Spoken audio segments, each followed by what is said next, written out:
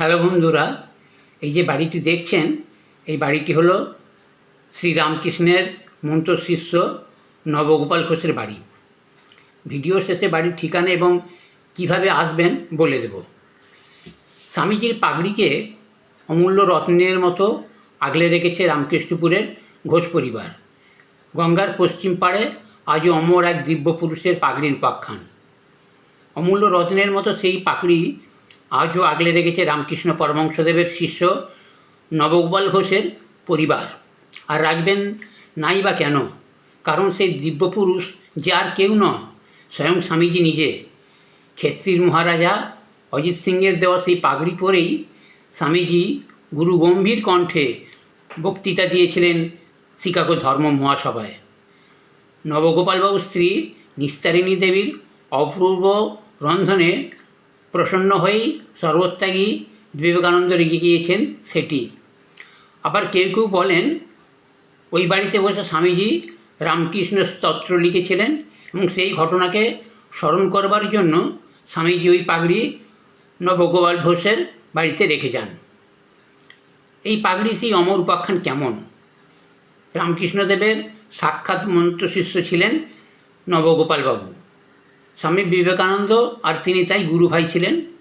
সারাদিনে একবার গুরুদেবের নাম নিতে হবে, এই ভাবনা থেকেই তিনি বাড়ি করেন রামকৃষ্ণপুরে, যাতে কাউকে বাড়ির ঠিকানা বলতে গেলে আপনা থেকেই মুখে চলে আসে গুরুদেবের নাম। সেই মতো 1880 সালে 22 কাঠা জমি কিনে বাড়ি করেছিলেন রামকৃষ্ণদেবেরই মন্ত্রশিষ্য। সেই যুগে তিনি 211 টাকা 75 পয়সার মোটা মাস মাইনে পেতেন একটি সংস্থার মুখ্য হিসেবরক্ষক হিসেবে। তাঁর সেই বাড়িতেই শ্রীরামকৃষ্ণের মন্দির স্থাপন করেন 1898 সালের 6 ফেব্রুয়ারি মাঘী পূর্ণিমার দিনে এসেছিলেন স্বামী বিবেকানন্দ। তার ঠিক কিছুদিন আগেই তিনি শিকাগো ধর্ম মহাসভা সেরে দেশে ফিরেছেন। নবগোপালবাবুর ডাকে সাড়া দিয়ে আলমবাজার মঠ থেকে সপার্শ্ব 3টি নৌকা নিয়ে স্বামীজি এলেন রামকৃষ্ণপুর ঘাটে। ঘাট থেকে হেঁটে যাওয়ার সময় তার মাথায় ছিল ঠাকুর রামকৃষ্ণদেবের একটি পট, যা প্রতিষ্ঠা হয়েছে নবগোপাল ঘোষের বাড়ির ঠাকুর ঘরে।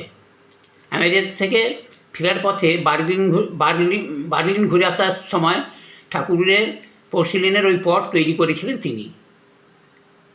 নবগোপাল ঘোষের বাড়ির ঠিকানা নবগোপাল ভবন, 451-3-1, শিবপুর রোড, হাওড়া 7,11,102।